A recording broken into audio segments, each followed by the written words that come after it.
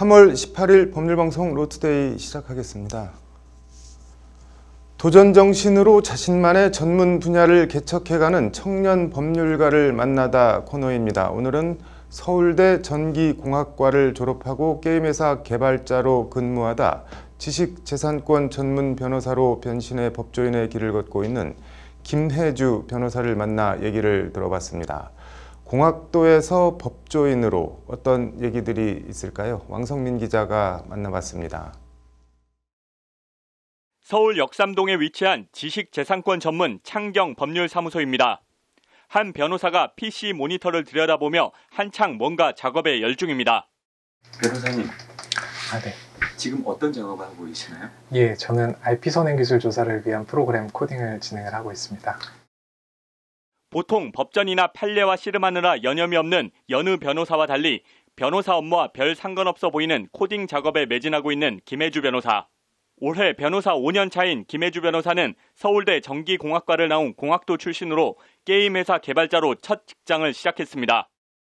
게임 개발 회사에서 프로그래머로 근무를 했었습니다.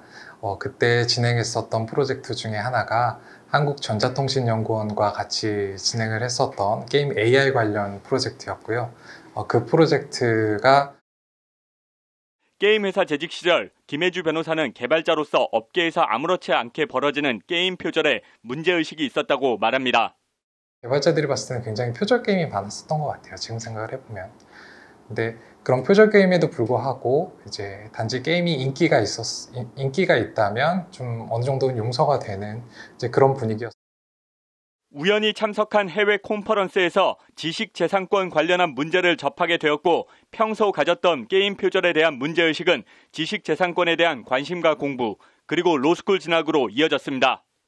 어느 정도까지 다른 게임을 참고를 해도 되는 건지에 대해서 좀 얘기가 많았고요. 저는 특히 그 부분이 궁금해서 더 찾아보다 보니까 이제 지적재산권법을 조금 공부를 하게 됐고 그러다가 그러한 관심이 법학 전반으로 이어져서 로스쿨에 1 더하기 1은 2 이런 식으로 딱 떨어져야 하는 공학과 달리 어떻게 보면 답이 딱 정해진 게 아닐 수도 있는 법학 공부가 처음엔 낯설었다며 웃습니다.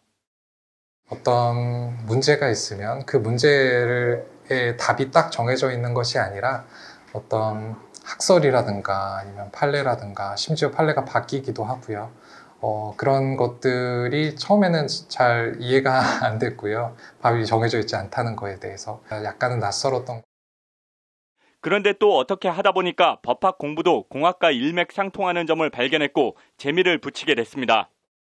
수식도 없고 그리고 그래프도 없고 막 이런 것들이 처음에 좀 낯설기만 했었는데 근데 또 이제 막상 하다 보니까 생각보다 법학과 자연과학이나 공학은 크게 다르지는 않다라는 생각이 들었고요. 그리고 일단 새로운 분야 자체를 공부한다는 게 참 재미가 있어요. 2016년 로스쿨을 졸업하던 해 김혜주 변호사는 제5회 변호사 시험에 합격했고 국내 5대 로펌 가운데 한 곳인 법무법인 율촌에서 법조인으로 첫 발을 내딛었습니다.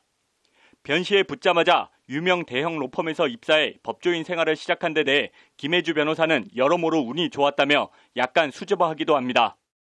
운이 좋게도 전여차 때부터 이제 상대적으로 규모가 큰 로펌에서 이제 굉장히 훌륭하신 선배님들이나 아니면 동기분들과 같이 근무를 하면서 어떤 뭐 소송 사건이나 기업 자문이나 가리지 않고 다양한 경험을 할 수 있었던 게 참 운도 좋았고 좋았던 것 같은데요.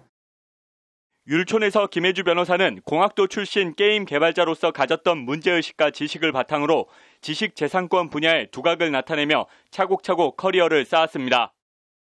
기술 관련 특허 소송이라든가 아니면 뭐 기타 기술 침해 분쟁 아니면 컴퓨터 프로그램 저작권 분쟁이나 아니면 뭐 소프트웨어 용역 관련 계약 분쟁 이런 것들에 있어서 저는 그 사건을 이해하고 그리고 재판부나 아니면 심판부를 설득을 해서 유리한 방향으로 이끌어가는 데 있어서 저는 도움이 아주 많이 됐습니다.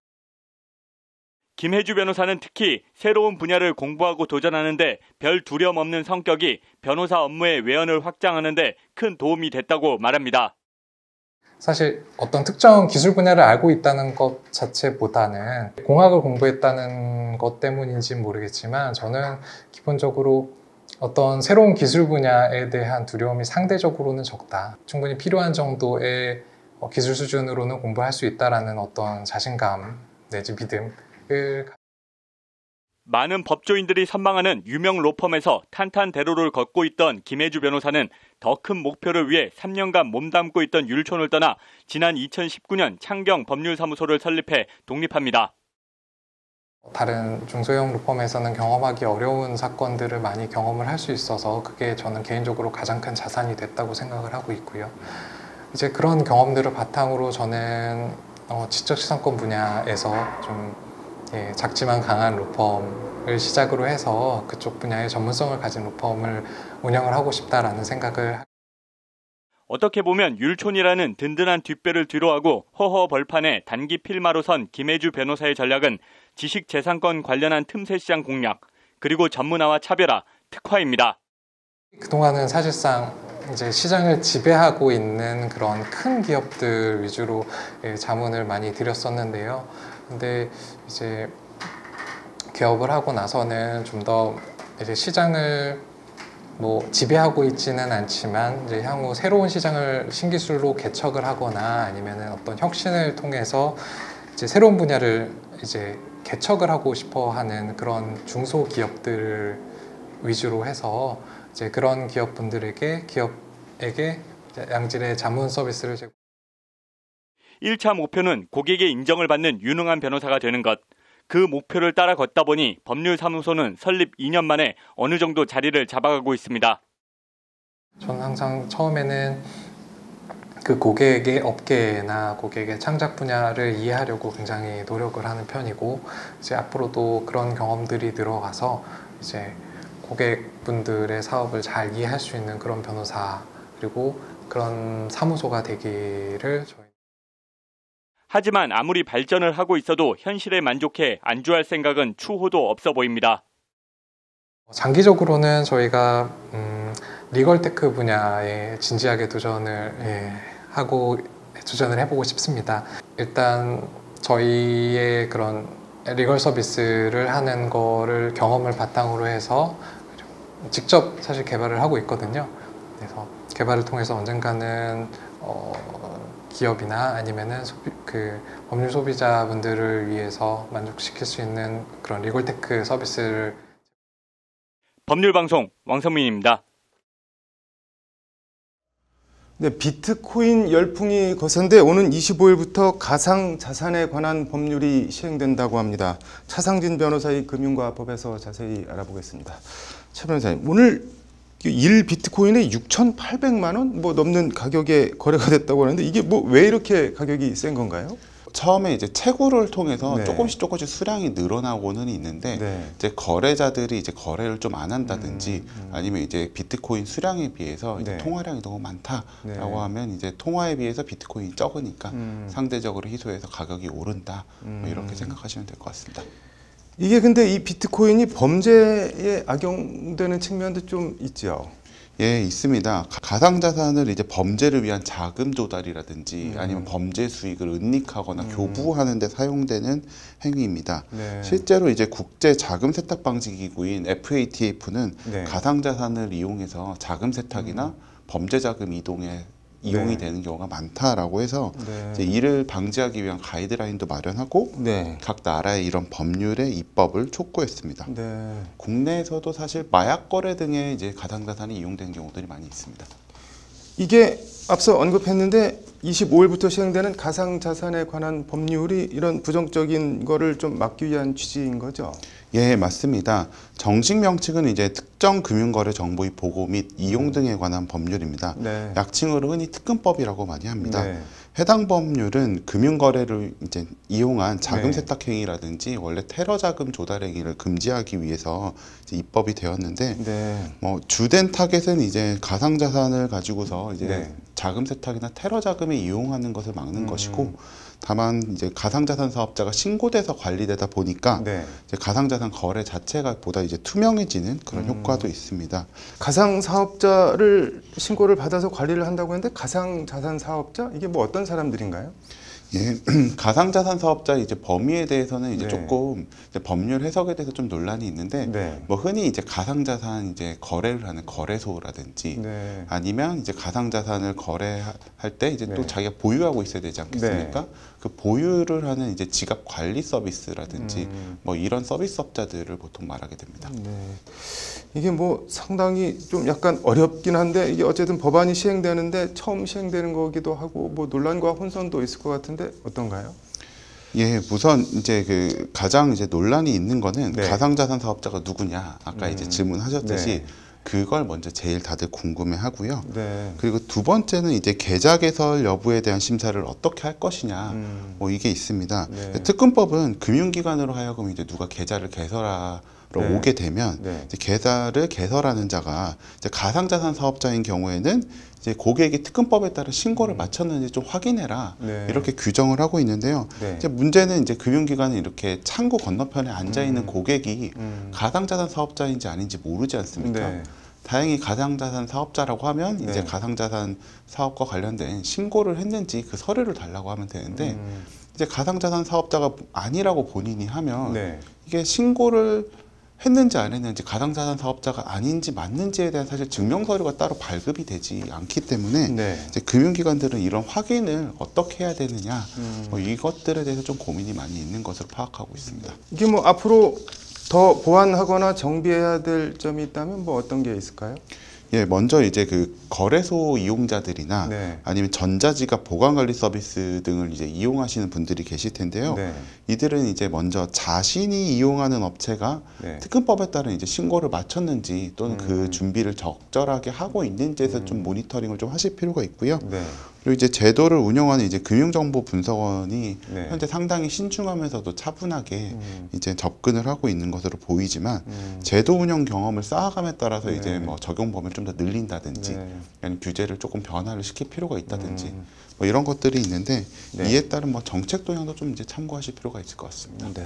네, 아무튼 뭐 법이 시행이 되면은 구체적으로 어떻게 적용이 되고 운영이 되는지는 조금 더 지켜봐야 될 것 같네요. 오늘 잘 들었습니다.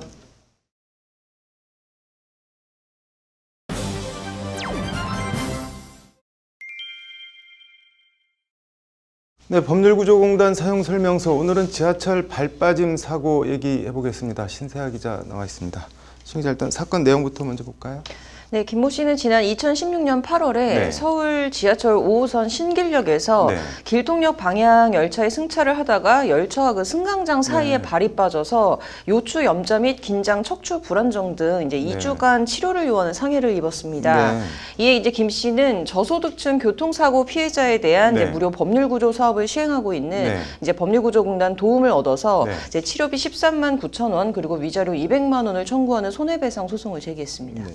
이게 곡선 구간역 같은 데는 뭐 열차와 승강장 사이가 넓은 경우 뭐 주의하라고 안내 방송을 하잖아요.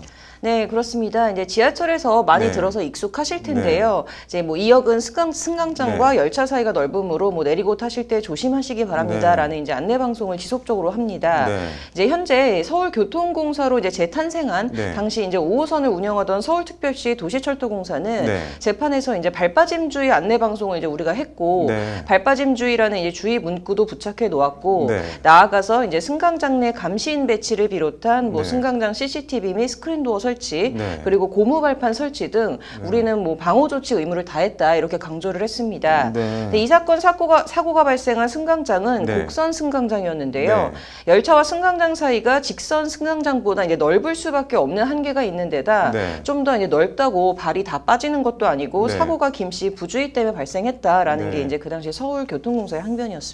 이게 뭐 아주 틀린 말도 아닌 것 같은데 법률구조공단은 어떻게 반박했나요? 공단은 관련 통계를 들어서 이 네. 도시철도공사 주장을 공박을 했습니다. 네. 지난 5년간 지하철 승강장이 발빠짐 사고가 네. 420건 넘게 발생을 했는데 네.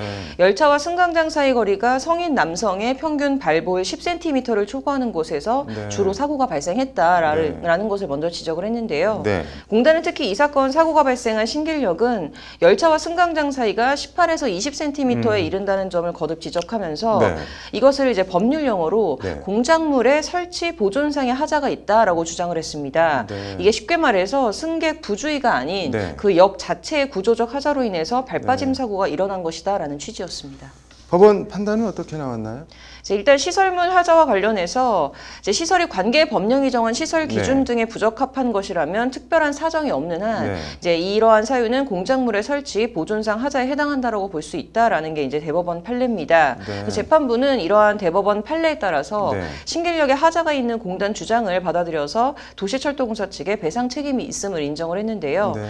일단은 해당 판결에 대해 소송을 수행한 법률구조공단 신지식 변호사는 네. 승강장 설치 보존상의 하자가 존재함을 인정한 사례다라고 의미를 부여했습니다. 네. 근데 이제 말씀하신 대로 네. 이 모든 지하철역을 다 직선으로 만들 수는 당연히 없고 네. 따라서 이 지나치게 넓은의 기준을 몇 센티로 봐야 하는가 네. 또 적절한 안전 조치에서 이 적절한이라는 것은 어느 정도까지의 조치인지는 좀 이제 논란이 있을 수밖에 없고 네. 구체적인 사고 사례를 좀 종합적으로 고려해서 판단해야 될 내용인 것 같습니다. 뭐 설사 이기더라도 발빠짐 사고 당하고 다투기 전에 안 빠지고 안 다치는 게 최선인 것 같네요. 오늘 잘 들었습니다. 네, 이어서 법조계 소식 전해드리겠습니다. 조남관 검찰총장 직무대행이 한명숙 모해 위증 사건 기소 여부를 재심의하라는 박범계 법무부 장관의 수사 지휘를 수용해 고검장까지 참석하는 대검 부장회의를 열겠다고 밝혔습니다. 조 직무대행은 공정성을 제고하고 심의 완숙도를 높이도록 하겠다며 이같이 밝혔습니다. 3기 신도시 투기 등 부동산 의혹 관련 정치권의 특검 도입 추진에 대해 남구준 국가수사본부장이 전국 단위 지휘 체계를 갖춘 국수본이 진행하는 것이 최적이라고 생각한다는 입장을 밝혔습니다. 남 본부장은 특검 인력으론 한계가 있지 않겠냐며 이같이 밝혔습니다. 2년 넘게 혼자 부양하던 치매를 앓던 아버지를 때려 숨지게 한 40대 남성이 1심에 이어 2심에서도 징역 3년을 선고받았습니다. 이 남성은 아버지 대소변을 수발하며 부축하던 중 함께 넘어지자 순간적으로 화가 나 아버지를 때려 사망케 한 혐의입니다. 3년 동안 자신의 아내와 아이를 폭언과 함께 상습적으로 때리는 등 학대한 혐의로 재판에 넘겨진 30대가 항소심에서도 징역 2년의 실형을 선고받았습니다. 재판부는 범행 내용이 흉포하고 가학적이며 상습적으로 행해졌다며 이같이 선고했습니다.